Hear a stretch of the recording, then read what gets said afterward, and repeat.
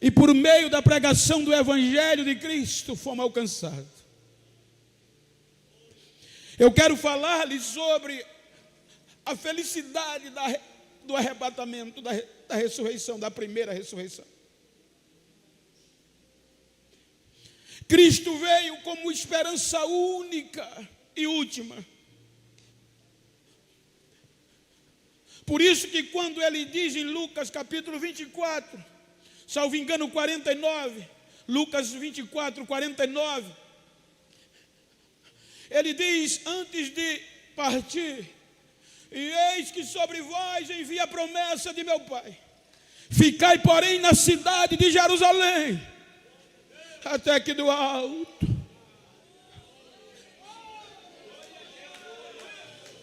Esta frase está relacionada com Adão.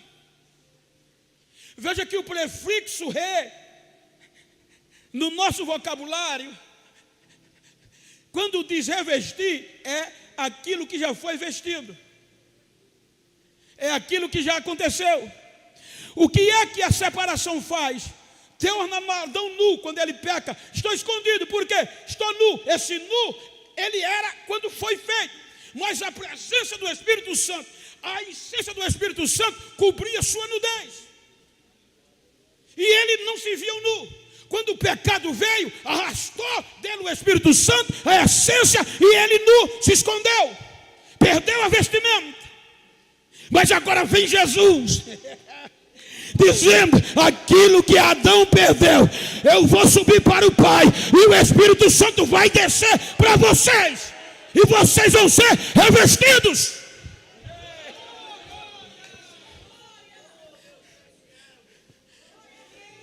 E veja, quando ele vai para o Pai, ele pede o Pai. É por isso que o Espírito Santo desce. E ele diz, para ficar para sempre. Porque até o Antigo Testamento, ele vinha e voltava. Mas ele disse, Pai, eu prometi à igreja que o Espírito Santo, o Senhor enviaria. E é para ficar com eles para sempre. Aí no dia do Pentecostes. Aleluia. E começaram a pregar. Aleluia, pela graça. Aí antes, só para dar sentido, dele ir à cruz, ou antes dele ser assunto aos céus, ele recolhe, chama-se todos os discípulos, vai buscar Pedro, e Pedro decepcionado, ele reanima, tu me amas, e João vem de lado, mas sem diálogo. Aí João, Evangelho segundo escreveu João, capítulo 21, salvo engano, 21, versículo e 22. Aí Pedro se incomoda. 1, 2, 3.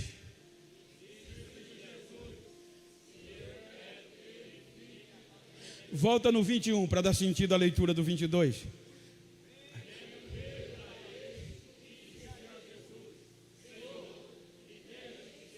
Este é João.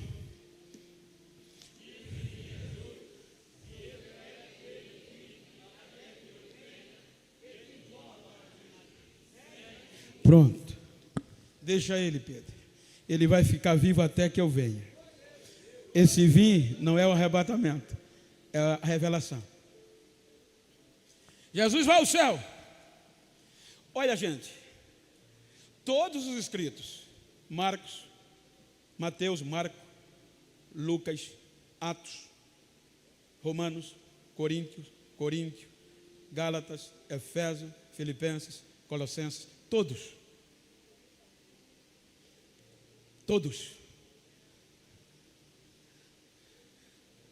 Todos foram escritos entre 45 a 80 anos. Os únicos escritos que vão há mais de 90 a 100 anos depois de Cristo são o escrito de João, ou seja, o Evangelho, as suas cartas e o Apocalipse.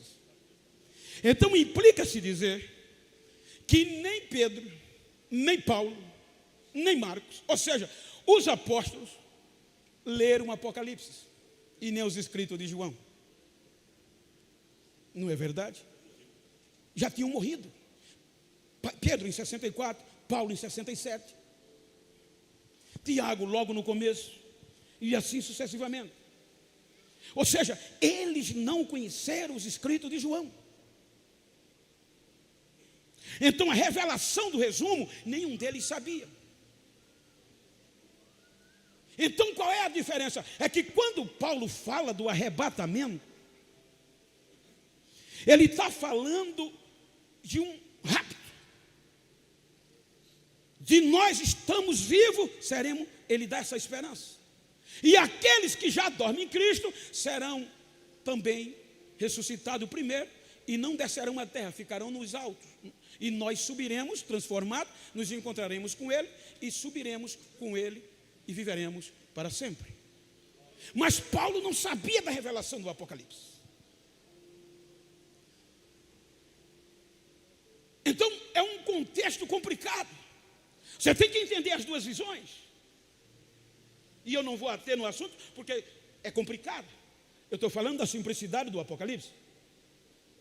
Como nós somos pré-tribulacionistas, nós cremos nesta primeira parte que há no nosso aprendizado, que esta primeira ressurreição se dará, me corrija se eu estiver errado, em duas fases.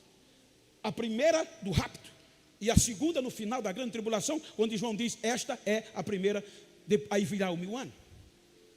Então veja que quando João, por cerca dos anos 91 por diante, quando o imperador Domiciano queria acabar com tudo que era cristão, e joga ele no tacho e ele não morre, joga ele na ilha de Pátimo, é lá que no isolamento Jesus vem, até que eu venha. Dos apóstolos só João vivo. Aí Jesus vem e apresenta ele e o arrebata em espírito, e vai mostrar o resumo. Ou seja, a gente só se perde se quiser. Jesus já mostra a João o resumo da humanidade.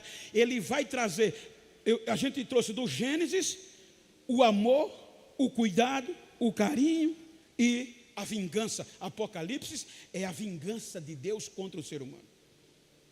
Vieram me perguntar, quando aconteceu a tragédia no sul, Bento, isso é vingança de Deus. Eu respeito, mas não concordo, porque Deus seria injusto. Não só é o estado do Porto Alegre, do Rio Grande do Sul, que é pecador, todos são. Então seria injustiça Deus punir um e não punir o outro. Isso que aconteceu é ocasionado pelos próprios procedimentos do ser humano, pela sua loucura, tanto no contexto econômico, no contexto político, o homem querendo destruir a natureza. Você vê, isso tudo altera o processo normal do meio ambiente. Isso é causado por isso. A vingança de Deus, isso aqui não é nem a vingança de Deus do Apocalipse. Meu Deus do céu, você se arrepia. Aí na visão, João vai dizer que viu e ouviu. E quando Jesus vai mostrar o resumo a ele, eu acho lindo que Jesus não vem procurar culpado. Ele mostra tudo a João e diz, agora escreve as 7 igrejas da Ásia, que era de onde ia chegar ao mundo. Por isso que a carta é universal, não é só para essas 7, serviria de exemplo para as que viessem. Então veja, 7 igrejas, todas tinham um pormenor, e ele não vem culpando, ele vem motivando. Para quê? Para que conservem fiel a ele, por conta da primeira ressurreição, por conta do arrebatamento. Aí ele diz, primeira, Apocalipse, capítulo 2, versículo 7. Primeira igreja, Éfeso. O que é que diz? 1, 2, 3.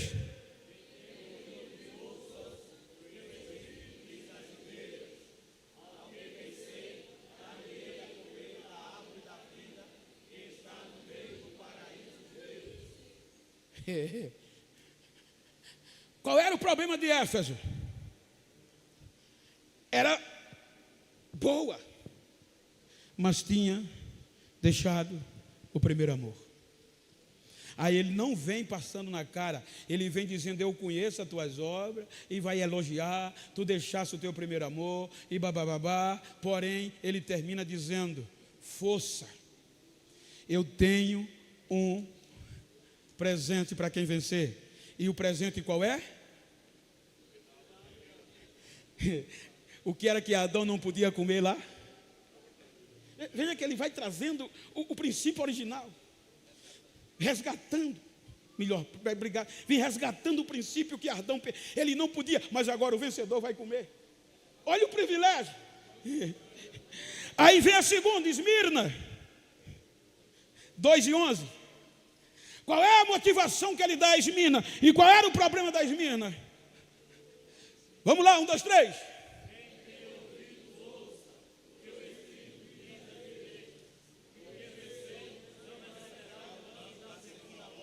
De onde começou o dano da segunda morte? No Gênesis. Separação física e separação eterna, condenado à morte eterna. Olha o privilégio da igreja de quem fizer parte da primeira ressurreição.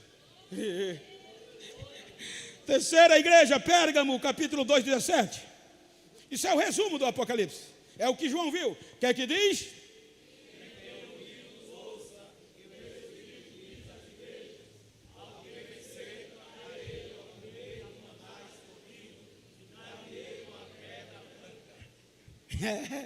Tudo motivação. Essa, qual era o problema de Pérgamo? Era que na cidade de Pérgamo estava estabelecido o trono de Satanás, a morada de Satanás, e Pérgamo permanecia fiel.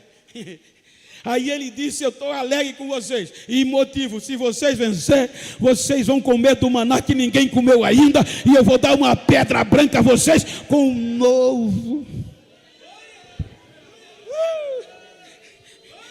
Aleluia, vale a pena. Quarta, Tiatira, capítulo 2, versículo 26. Que é que a motivação?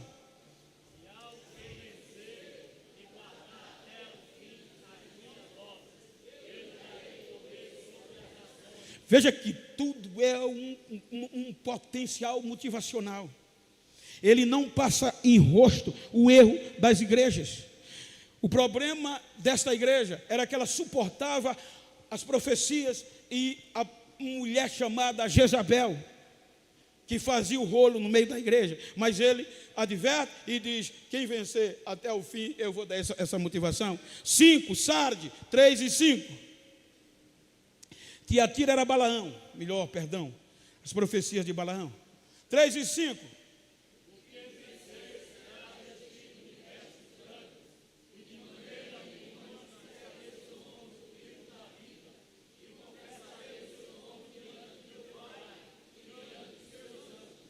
O problema dessa era que estava, a outra era Balaão, essa era de Jezabel.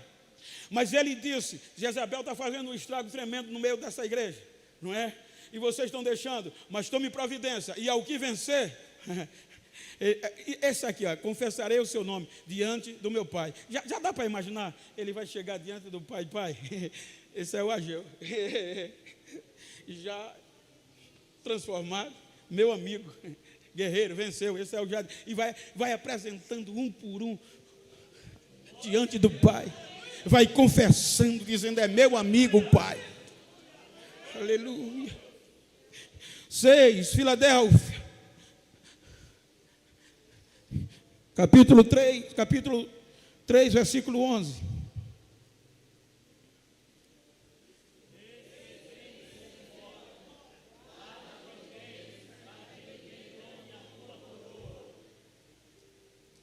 Guarde o que você tem.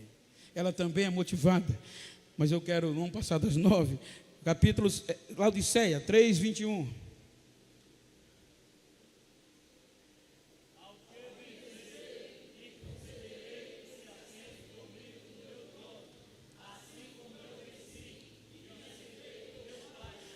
O problema de Laodiceia era que a gente prega muito.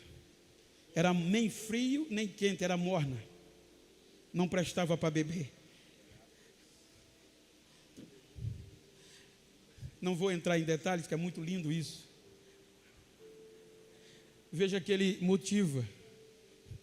Veja que todos tinham um problema, mas ele não desiste. Ele diz: se vocês chegarem até o fim, não desistirem, vocês vão sentar no meu trono, no meu lado, assim como eu venci e sentei ao lado do meu Pai. Imagina o privilégio, gente. Hoje a gente não pode comprar nem um sofá fofinho. Imagina naquele dia sentar no trono celestial.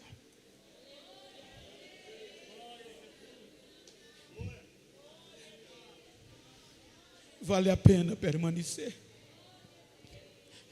Aí ele vem, depois de motivar, eu não vou só citar, depois você vê o capítulo 6, aí ele vai mostrar, no capítulo 4 e 5, o julgamento, a preparação. É por isso que João vai dizer a nossa felicidade de quem for transformado logo, quem for arrebatado logo. E o arrebatamento é bom, mas não espere só a trombeta tocar. Por exemplo, para o presbítero Gerson, nosso amigo, o arrebatamento já veio. Então, o arrebatamento para mim pode acontecer hoje. Morri hoje, já aconteceu. Ou eu vou fazer parte agora dos que, se eu estiver em Cristo, dos que ressuscitarão primeiro. Ou seja, se Jesus vinha agora, o Gerson vai ressuscitar primeiro do que nós. E depois deles, nós, transformados em um corpo glorioso. E vamos nos encontrar com eles nas nuvens.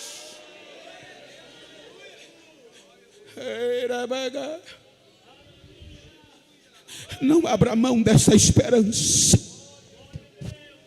Qual é o privilégio? É porque depois do arrebatamento, como nós somos pré-tribulacionistas, que o arrebatamento vai acontecer antes da grande tribulação ou do seu ápice, aí nós vamos sermos levados. E sermos levados, não vamos sofrer os danos do capítulo 6, da abertura dos selos, da vingança do Deus e da ira do Cordeiro sobre a raça humana. Porque já vamos estar nas bodas. Só vai participar melhor dos tribunais do galardão quem fizer parte, segundo a visão pré-tribulacionista, do primeiro arrebatamento.